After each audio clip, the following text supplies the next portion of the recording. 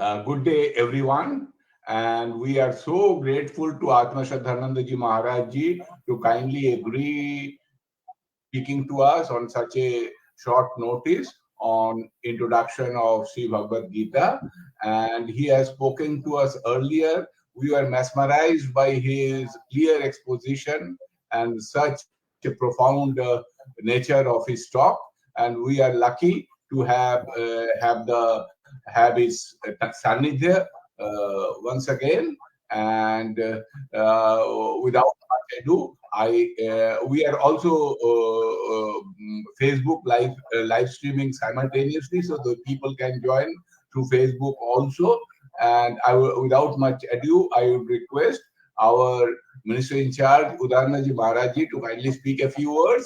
Then Atmashraddhanandaji Maharaj ji, Secretary Ramakrishna Mission, Kanpur, Uttar Pradesh, India, will start his presentation. Udarnaji Maharaj ji. Thank you very much, Nirmalda. I, on behalf of the Ramakrishna Vedanta Society of the Philippines, welcome you all.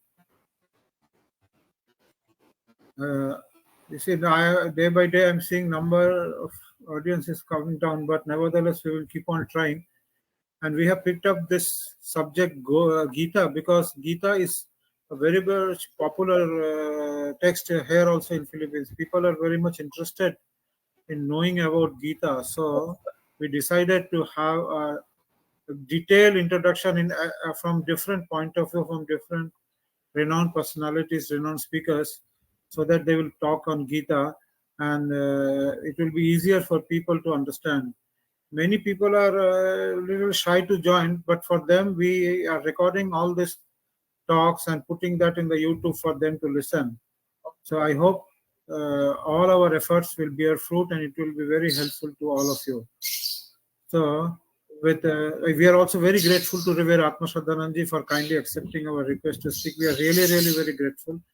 And I think now, without this much, we will request Maharaj to please take over the mic. Thank you very much once again, Maharaj, for kindly accepting our request to speak. Thank you, Maharaj, once again.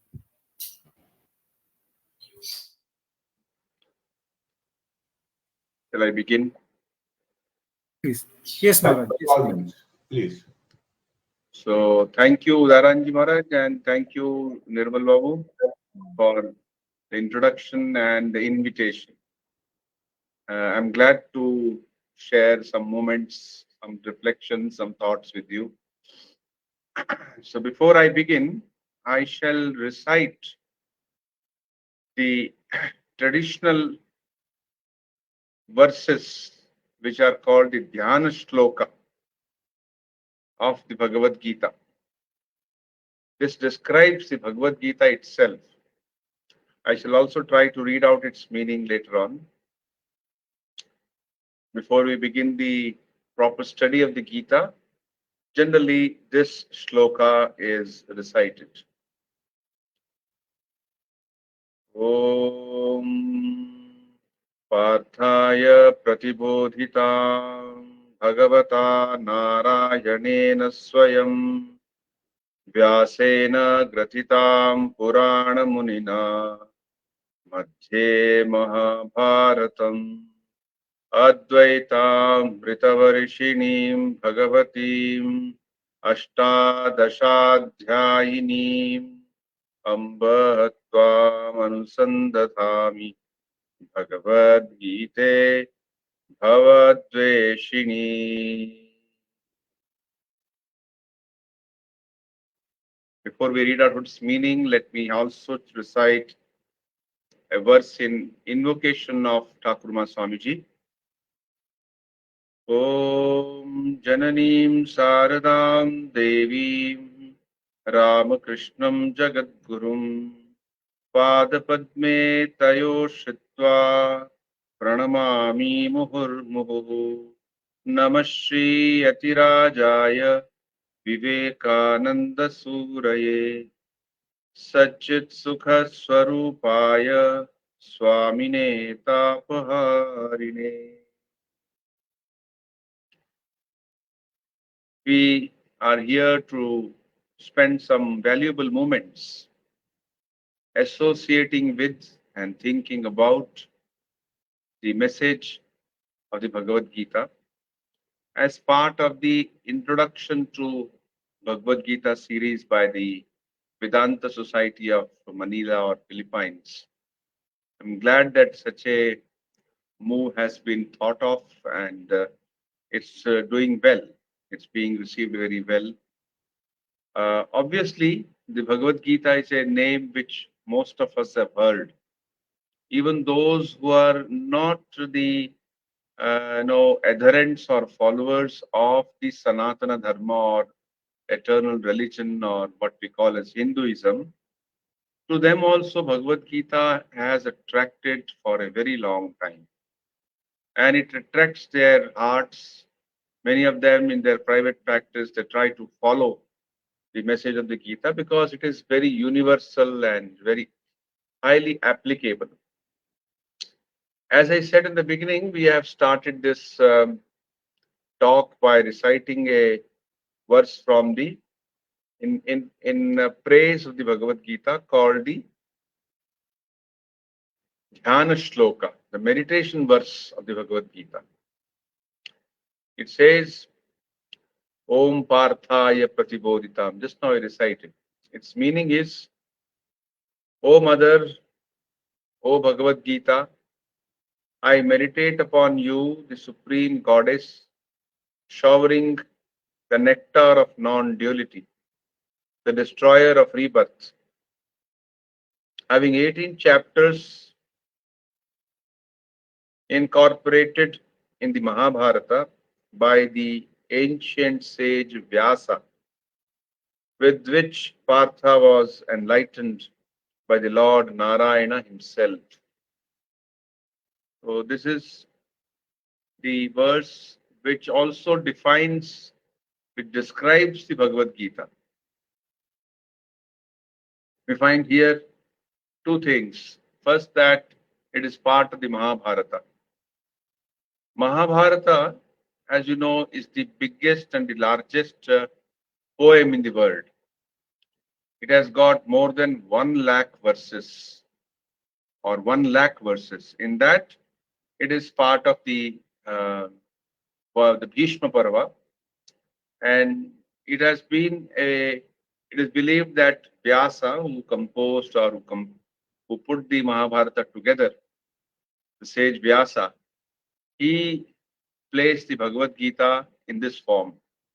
The original message of Lord Krishna, as we find mentioned, may have been rather very terse, but sage Vyasa put this in this form. Before I go further, let me also mention I am speaking from Ramakrishna Mission, Kanpur. Now, Kanpur is in Uttar Pradesh. Close to Kanpur, about 70 kilometers, there's a place called Kalpi. It is very much on the banks of Yamuna, river Yamuna, towards Delhi, from Kanpur towards Delhi. And on that place, we have a temple, the two temples dedicated to sage Vyasa. So it is believed that sage Vyasa was born in that place. Now it is called Kalpi, but the original name of the place, as mentioned in the Srimat Bhagavatam, is Kalarupi. Over the years from Kalarupi, it became Kalpi. So that's an information that should be very connectable to us as we are discussing sage Vyasa's role. So Bhagavad Gita is also a source of Advaita Amrita Varshini. It gives you the nectar of Advaita. What is Advaita? It is the idea of no Dvaita. No two things, only one thing. There's an interesting verse from one of the Sanskrit texts called Prakarana Granthas, which says, you have got a huge peepal tree, think of a banyan tree. There is a big expanse of the banyan tree. So you have got the leaves on the western side of the tree and leaves on the eastern side of the tree. The eastern side of the tree, leaves think that we are different from the western side of the tree. They forget they are actually all part of the same tree. So that's the idea of Advaita, non-dual. Although we are different, but we are not really different. We are all part of a cosmic divine reality.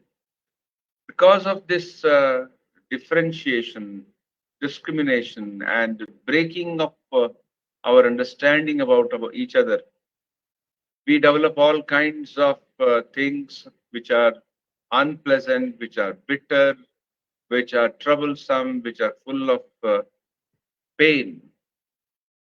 So discovering the oneness is one thing which the Bhagavad Gita very much speaks of.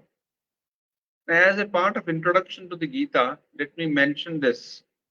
Gita is also having a historical side. Besides that, it is a allegorical explanation of the human mind or the human predicaments. So what's the historical side?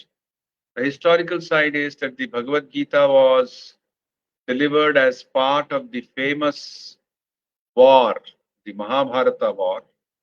And in a more specific sense, the Mahabharata war was fought in a place close to New Delhi, a place called Kurukshetra. So Kurukshetra is in the modern state of Haryana, adjoining Delhi. And in Kurukshetra, there is a place called Jyotisar. Jyotisar is where there is an old banyan tree. And now it is developed into a beautiful white complex kind of a thing. There are small series of small temples. Beneath the tree, there is a chariot, which is put up on a small model of a chariot. It is put up on a platform with the kind of a grill around it. It is locally said that mostly the what we call as Upadesha or message which Sri Krishna delivered in the form of the Bhagavad Gita was delivered in that place. So it is said that that is known as the Gita Upadesha Sthali, the place where Gita message was delivered. So it's a large complex kind of a thing. So that's the physical side of what we call as the Bhagavad Gita's delivery. In another sense, Bhagavad Gita is one of the many Gitas we are acquainted with. In the Mahabharata itself, there are 7 or 8 Gitas. Gita actually means a song. So there are several Gitas, like you have the Hamsa Gita, you have got Anu Gita, you have got number of other Gitas, and there is a book by the well-known publishing house of the Hindu scriptures from Gorakhpur called Gita Press. And that book is called the Gita Sangraha, a compilation of the Gita, where these various non-Bhagavad Gitas are compiled and made available in one book form. Of course, it says that it has got 25 Bhagavad Gitas in that. If you examine it more carefully, actually there are some more versions of the same Gita. So it may come to around 18 or 19 actual different Gitas. And it doesn't include the Bhagavad Gita there. So we are here dealing with Bhagavad Gita.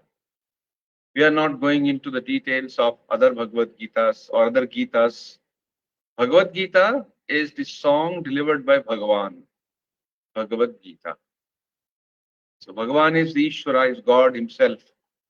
We know Lord Krishna delivered this message to Arjuna. Now, what is the essence, or what do you find being delivered or said about the Bhagavad Gita? As you go through the 18 chapters, the Gita has 18 chapters of the book, spread over nearly 700 verses. You will find all these chapters are speaking of different aspects of our life. Rather, different yogas are also spoken of. Each chapter is defined as a yoga. as a pathway, so to say. The very first chapter is called the Arjuna Vishada Yoga. That yoga, that pathway which one sees by the depressive moments or depression of Arjuna. So Arjuna had to fight the war. So when he went to the battlefield, he was very enthusiastic. He was very full of vigor, and yes, here I am to fight the war. But once his chariot was taken to the middle of the where two armies had gathered, and that was taken at his instance. When it was taken there, he suddenly got faint-hearted, so to say. He started looking around and saw the people whom he's going to fight, and he knew about it. He had heard about it that they are the people whom he's going to fight with, and they are the people who have worked against him. They are irreligious, they are not righteous. All that he had heard earlier. But somehow when he looked at them, he developed a soft corner for them. And once he developed soft corner, he became very much, depressed, because one side of the mind says that you fight the war because it's a very righteous war. This is what you have to do in the background of whatever has happened. This is the only thing now left before you, that you should take up your bow and arrow and get into the battlefield. Now both the armies are arrayed. It's going to be a very bloody affair, but let's go for it. That's the one aspect of it. But the second aspect was then when he saw that there are people who are related to him, his own relatives. So he was deeply depressed. He developed what is known as moha, a sense of attraction and a sense of attachment. So he started thinking whether he should fight the war. He started arguing in favor of saying that what is the need for fighting this war? Of course, the Bhagavad Gita is not about ethics only, that you have to, whether it is right or wrong to fight the war, whether it is okay if I withdraw at this moment. That's not about actually Bhagavad Gita's central message. The central message, of course, is clothed in that ethical dilemma. You have ethical situation before you, but Gita is not essentially about it. Gita is further, it's known as a Mukti Shastra. It's about how to attain spiritual liberation. So Arjuna, when he was deeply depressed, he put forth his problem before his charioteer, that is Lord Sri Krishna. Krishna was God incarnate. When he heard his arguments, he saw through the arguments. That's the greatness of that mind, great mind. He says, no, whatever he's saying, behind that, this is what he really wants. Sri Ramakrishna had such a mind. Sri Ramakrishna, somebody once praised Bhagavad Gita in front of Sri Ramakrishna. And Sri Ramakrishna heard it. He said, oh, he's praising Bhagavad Gita. Maybe one of his English master has praised it. That is why he's praising it. Which means he himself doesn't have much faith or much regard for the message of the Gita, but his English master must have praised it. So he therefore is praising it. So Sri Ramakrishna could see through the arguments. Same way we find Sri Krishna. He saw through the arguments and he said, Arjuna, what you are saying is actually that you are talking with a very wise man, but actually you are not very wise. You are saying, you are quoting scriptures, you are citing some authorities, you are saying this is what will happen if the war is fought. But look, this is not true. What you are saying is you are actually suffering from a kind of inner depression because of this split that has happened in your mind. Then Lord starts his giving his Upadesha, which actually, strictly speaking, begins the second chapter of the Gita. So second chapter is the beginning of the message of Sri Krishna, but that too also, he doesn't start it just immediately. He first waits. Lord waits for Arjuna to open up and be a good recipient. First, he is talking only in favor of his arguments, but finally, when he sees, when Arjuna sees that his arguments are no longer working, he says, Shishyasteham shadhimam tvam prapannam. O Lord, I am now your Shishya. The word Shishya means a disciple. Shishya also means the one who can be disciplined. That's a disciple. One who is open to discipline, which means he is open to get scolded, open to get molded by his teacher, corrected by his teacher, guided by his teacher. So that's a Shishya. And one simply declaring that I am a disciple will not help. That's only a lip service. To become truly a Shishya, one should be willing to undergo the hardship which a learner has to pass through.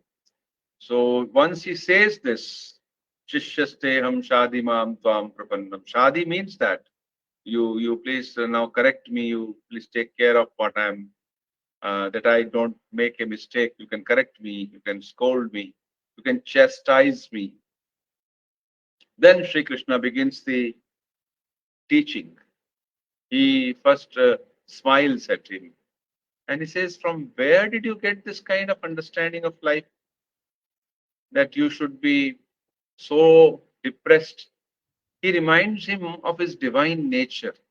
So that's one thing in the Bhagavad Gita, which is a central point around which the whole Upadesha, whole message is, moving around. What is that? That we are all essentially divine. We are not a body with a soul, but we are a soul having a body. There's a difference in that, you see.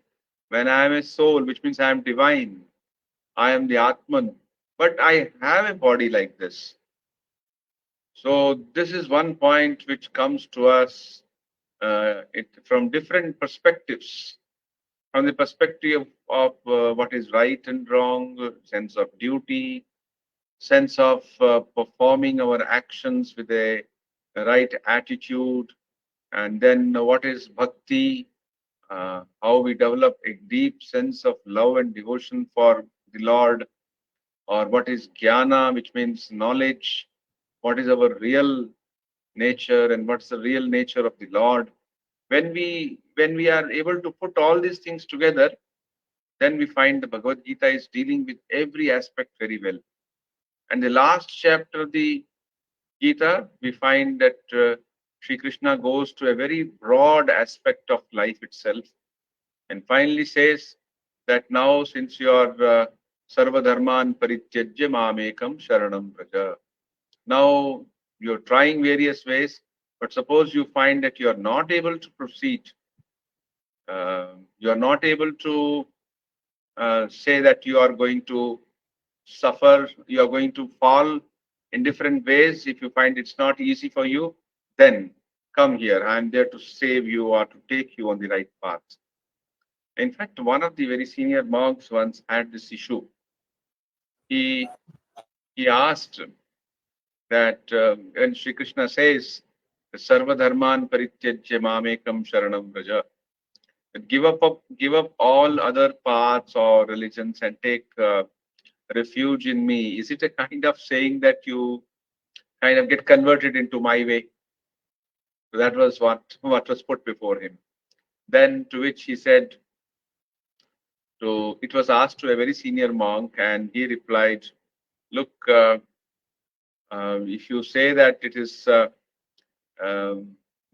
answer to this question is very simple, that it is the Lord who is saying, Sri Bhagavan Uvacha. So Bhagavan is not saying, he can come in various ways. So he is not saying convert to my ways.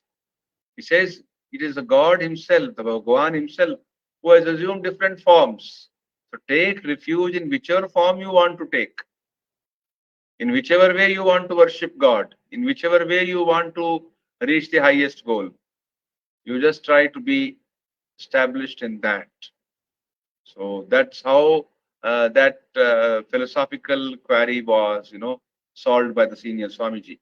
Now, returning to what we are discussing about, the Bhagavad Gita's central point. It begins with Sri Krishna speaking of that what is your real nature.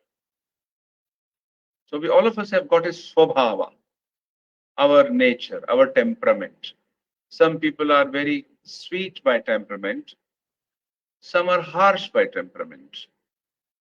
So those who are sweet, they get along very well with people, and those who are harsh, there are difficulties, taking, getting along with them.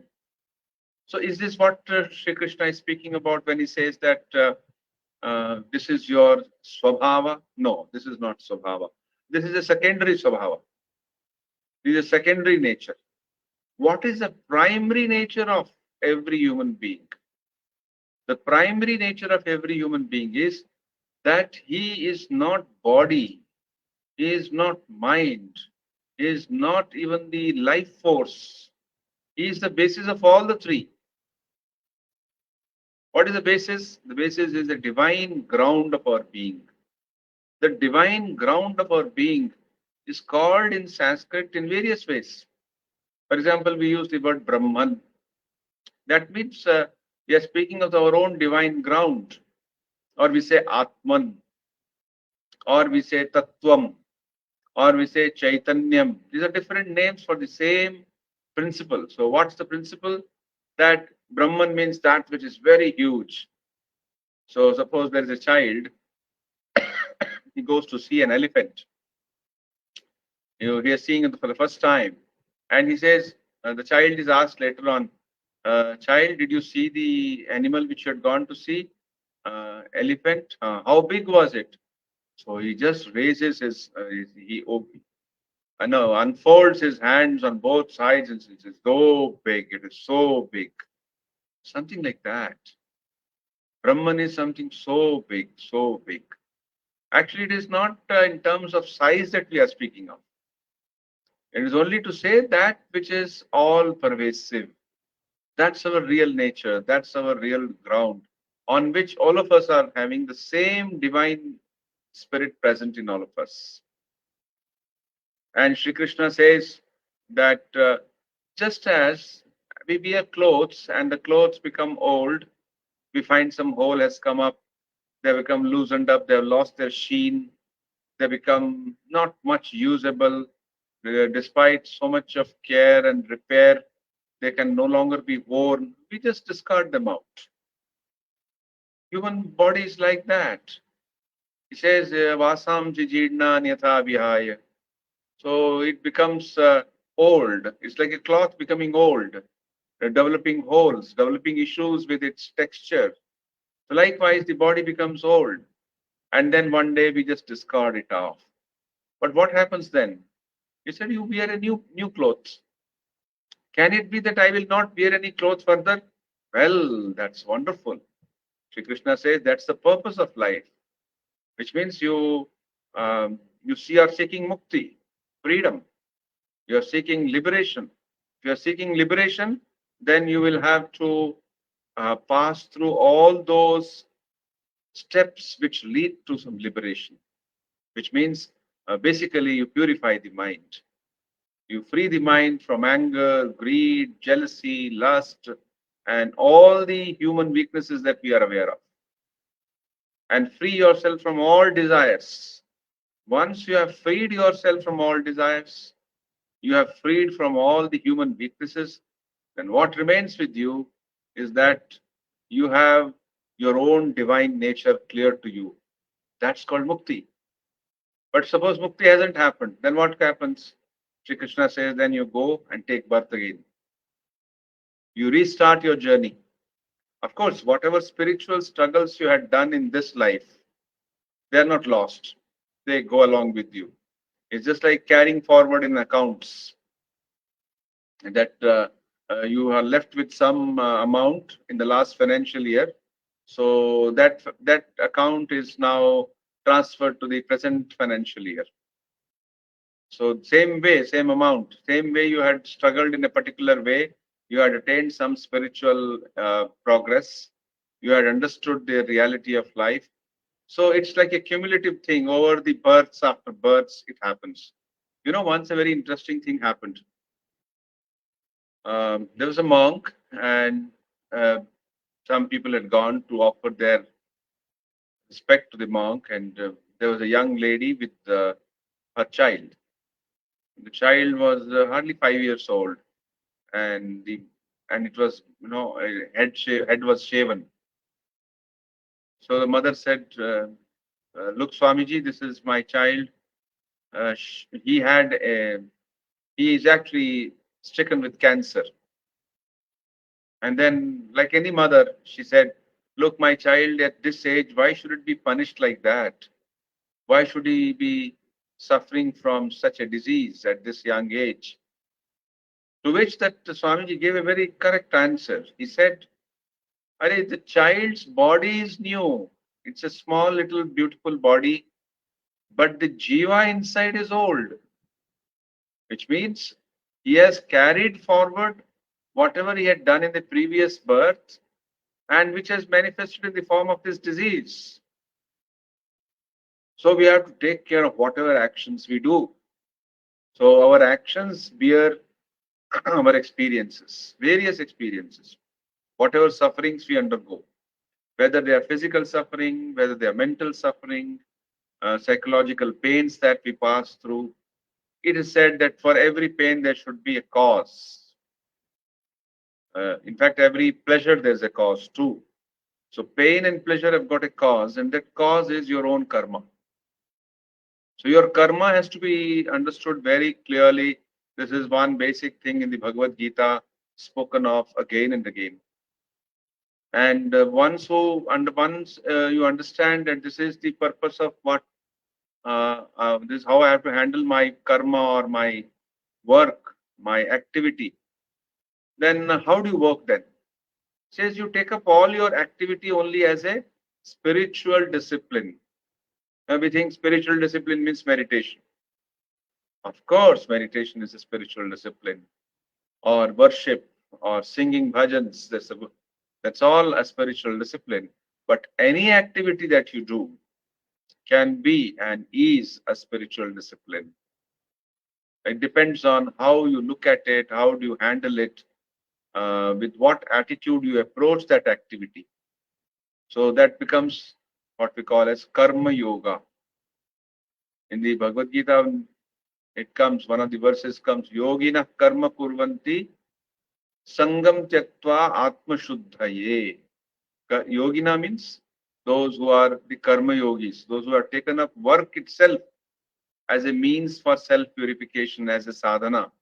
Such people, yogina karma kurvanti sangam tyaktva, giving up their attachment to the fruits of action. They do all their activity as a means for self-purification. Atmashuddhaye.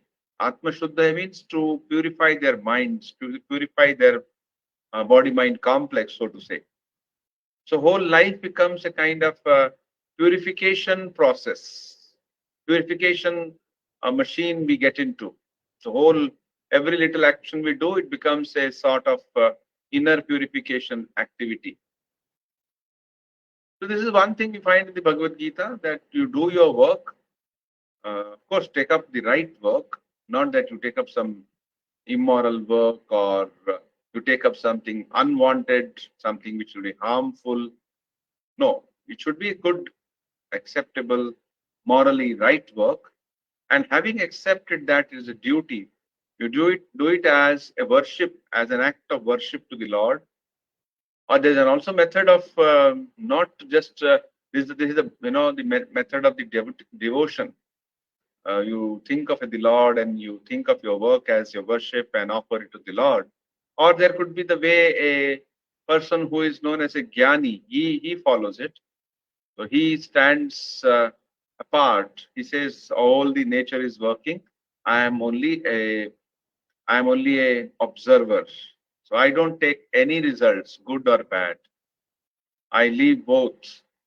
So that's either of the methods one accepts, then that becomes the karma yoga. But Bhagavad Gita is not only about karma. Of course, there's a detailed thing about karma. What is karma, what is akarma, what is vikarma, it speaks of. There's a whole chapter and a number of references in different chapters.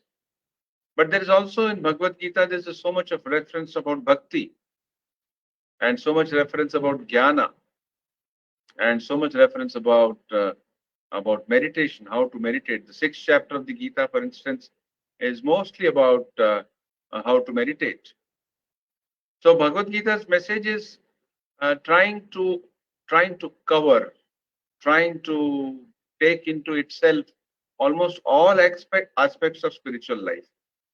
That is why Bhagavad Gita is so popular, so appealing to people. When we are in difficulty, when we are in crisis, we look for a guidance, we look for a light of wisdom from somewhere. So it is said of the Mahatma Gandhi that he used to say that whenever I am in crisis, I turn to Bhagavad Gita.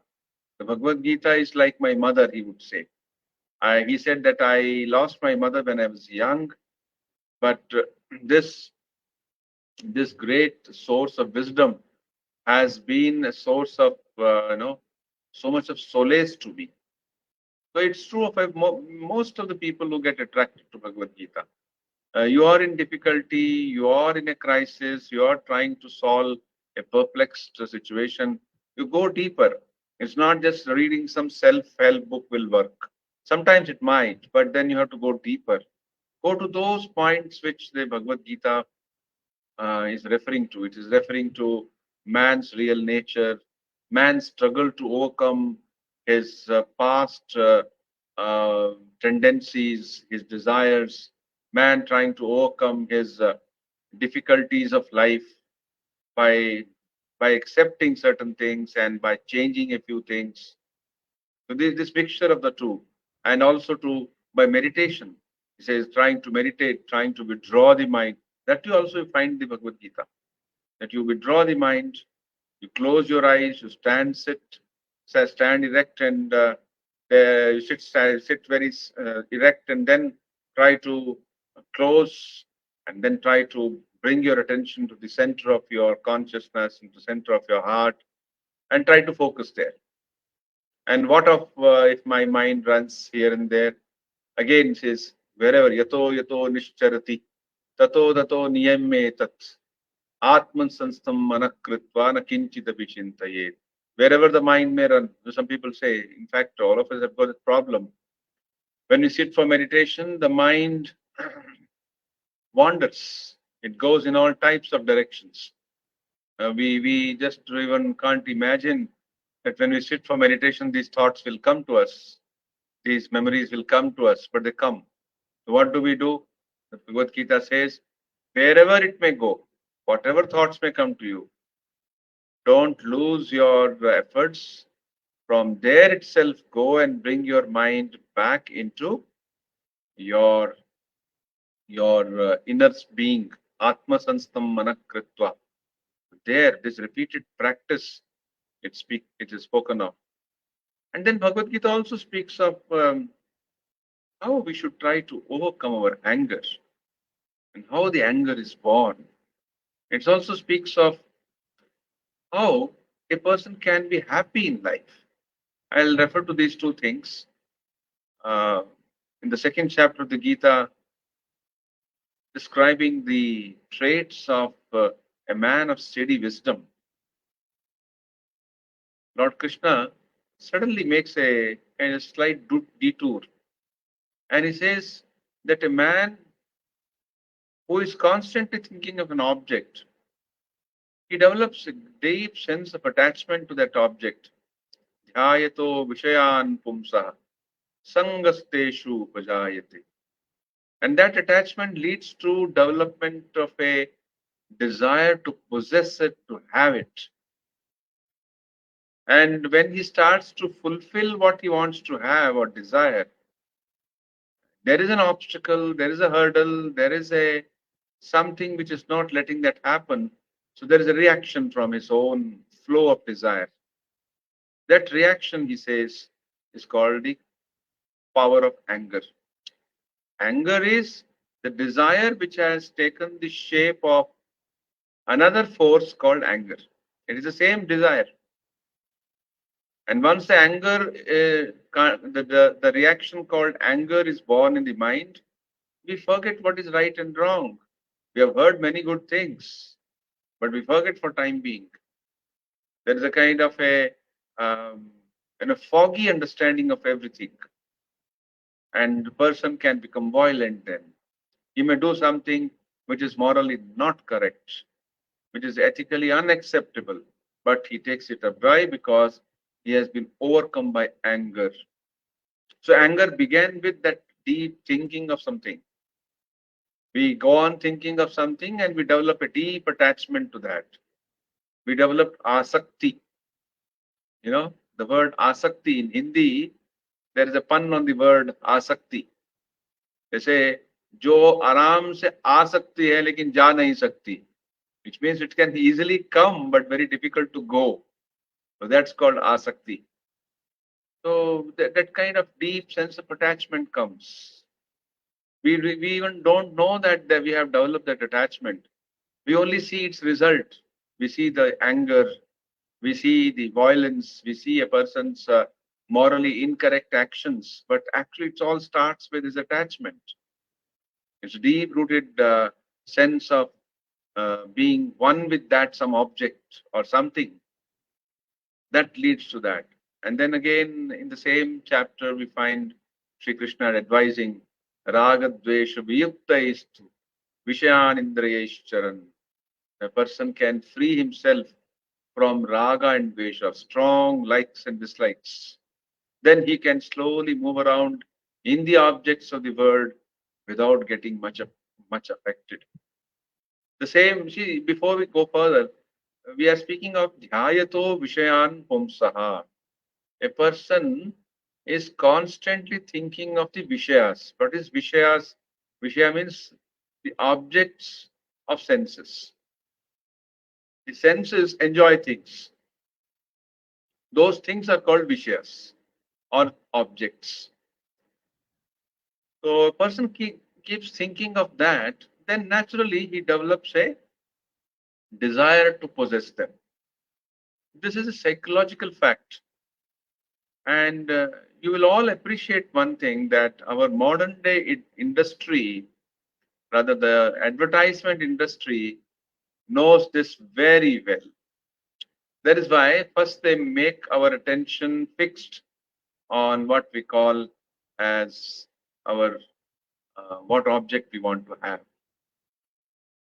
We want to have a let's say a soap. So the advertisement comes in the morning, it comes in the afternoon, it comes at night, repeatedly that this soap is good, this soap is good, and we develop a deep sense of liking for that.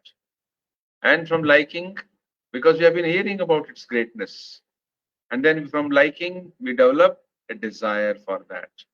So I think without reading the Bhagavad Gita, this psychological aspect is very well understood by the advertisement industry. So first is dhyayato vishayan pumsaha. First you develop that deep thinking over it. The deep thinking it leads to deep attachment. So this is one thing, how wonderfully the whole idea of anger has been analyzed. We try to understand anger many times, so this is the one way we have to analyze that. Again, you have almost continuing the same thing in the 5th and 6th chapter. We have Sri Krishna speaking of how a person who is able to withstand the power of this anger and desire, such a person will be able to actually become truly, peaceful. Shaknoti ihaiva sodum praksharira vimokshana, says the Lord. Shaknoti, which means who is able to. Ihaiva sodum, is able to withstand now itself. When? Praksharira vimokshana, before the death or before the destruction of the present body. Which means when you are alive, when you are kicking, so to say, alive and kicking, when you are having this kind of energy, at that time, if you are able to withstand, kama krodot aved vegam, who can withstand the power, the flow of desire and anger, which means he's able to control, he's able to turn it differently. And then he says that such a person will one day, Sasukhi Naraha, he becomes a truly person of deep inner peace, a deep sense of inner satisfaction. One who is only going along with the anger, going along with the desire, he'll go only towards more and more desire and more objects for hatred and anger. See, it is a desire which takes the form of anger. It is also the desire which takes the form of greed. You fulfill a desire, then you are good at it, then you develop a greed for that, and so on. In the 12th chapter of the Bhagavad Gita, we find a lot of good description about what really makes you a true devotee. And we all sometimes think we are devotees, and we have our own understanding of what it means to be a devotee. But you see, in the 12th chapter of the Gita, here certain descriptions are given. What could be a devotee? I'll just read those two verses. It says, Adveshta sarva bhutanam maitra karuna evacha nirmamo nirahankara samadukha sukakshami santushta satatam yogi yatatma dridhanishchayaha mayyarpita mano buddhi yomad bhakta same priyaha. He who hates no creature and is friendly and compassionate towards all, who is free from the feeling of I and mine, even-minded in pain and pleasure, forbearing, ever content, steady in meditation, self-controlled and possessed of firm conviction, with mind and intellect fixed on the Lord. He who is thus devoted is devoted to God himself. That's what a description of a devotee is given here. So we find in the Bhagavad Gita, it's like a treasure house. You have insights about how to live life, how to overcome anger, how to overcome greed, how to develop devotion, and how to develop a real perspective about your own self. These are a few things about the Bhagavad Gita, which I thought I'll share with you in this short lecture. I'm glad that I could spend some time talking to you, talking various aspects of how to approach this great book. To those who wish to go further, I would say first take up simple translation of the Bhagavad Gita. We have a book from the Advaita Ashrama, Kolkata. It's called Srimat Bhagavad Gita by Swami Swarupananda. So Swarupananda's book is very straight and simple translation with small notes. So Swarupanandaji was a disciple of Swami Vivekananda.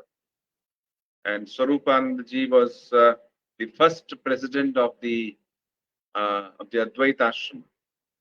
So it's a wonderful book to begin with. To those who wish to make further study, I strongly recommend this. Once again, thank you very much to Swami Udaranandaji and Nirmal Ganguly Babu and all those who are present for this online session. Namaste.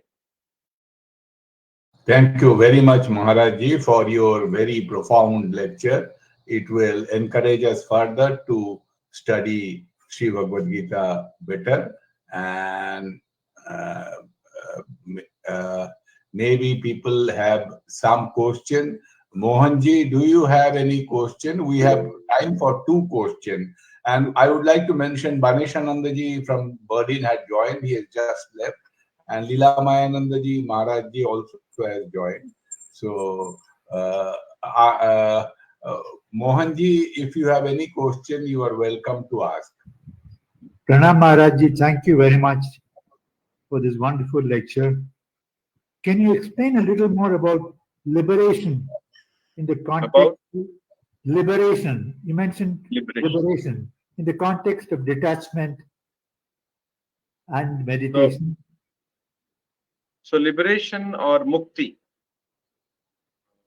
it would simply means that when you say liberation, it means there is a bondage. So what's the bondage? So first we understand the bondage, then it becomes easier to understand what is liberation. So bondage is essentially the bondage of action or karma.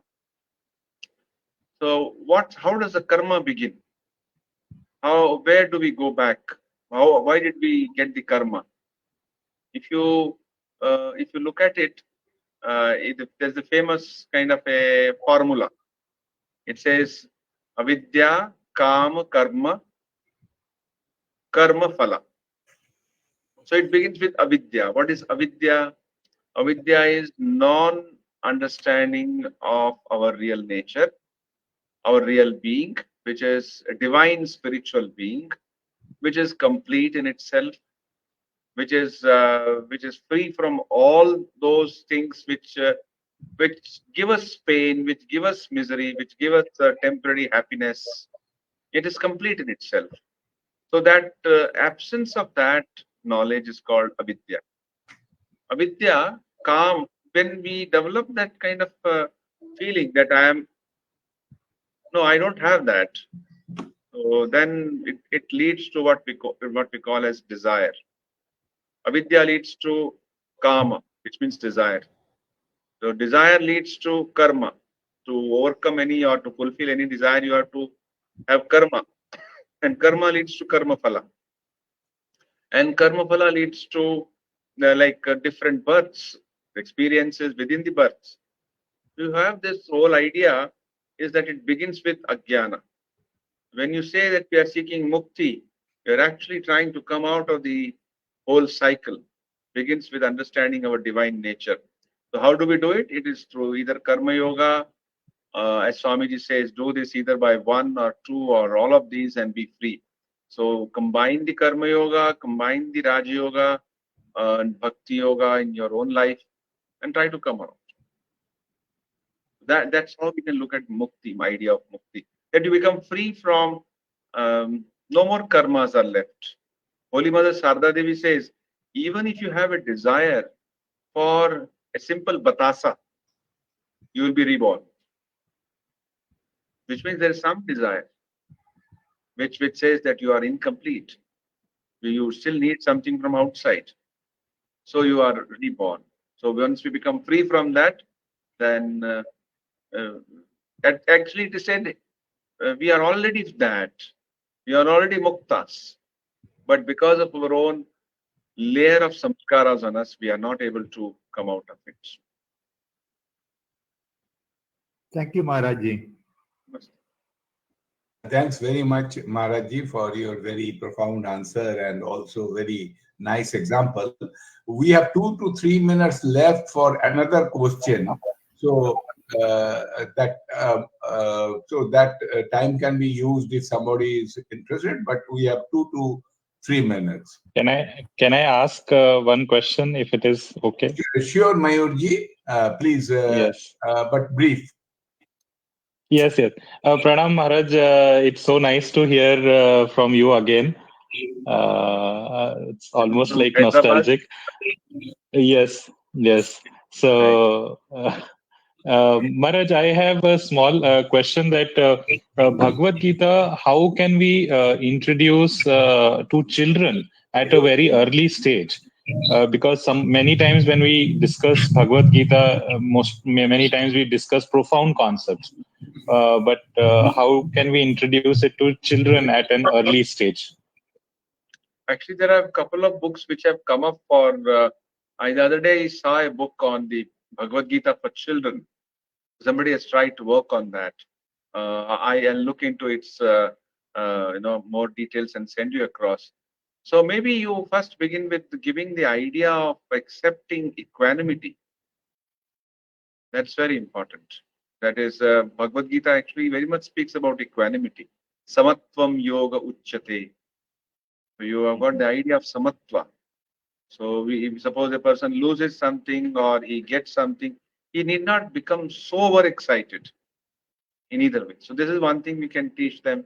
Another thing we can teach the children is this whole idea of how to overcome anger. We spoke of the adhyayato vishayan pumsa. So I think small concepts from the Gita, if we can take up, and it's a very much a great necessity when I read the books of different types and different things, I find Sanatana Dharma has got such profound insights. But unfortunately, many of our insights have not been put in the way it should have been put for the modern generation. There's a lot of need for it. A lot of work needs to be done in that. So let's begin from wherever we are. Thank you. Hirane, I would now request you to formally give vote of thanks to Atmashraddhanandaji Maharaj ji and all the participants. We have still 1.5 minutes left. Oh, thank you, Maharaj. Maharaj, unfortunately, my camera is not working, so I cannot put my camera on. But nevertheless, You are a voice without a form. yes, yes, Maharaj. This indeed. But thank you, Maharaj, for again this wonderful lectures, and thank you on behalf of all the participants here in Manila, elsewhere, and Pranam, Maharaj. Pranam. Thank you to everyone. I take leave.